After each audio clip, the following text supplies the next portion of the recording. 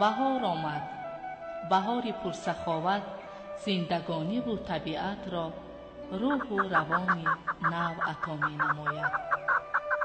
بابای دهقان و اطراف نگریسته امید می بندد به فیض و برکت دسترخوان، رزق و روزی فرزندان.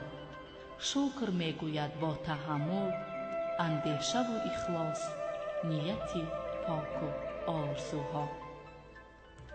بهار هر سال می آید، ولی طبیعتش این است که ما انسانها را هرگز ترک نمی گوید و از خود در همه جا نقشه و نشانی می گذارد.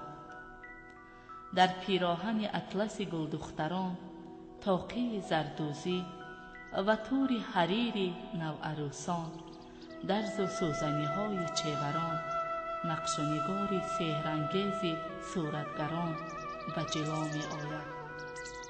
ای آدمان، بهار فرا آمده است.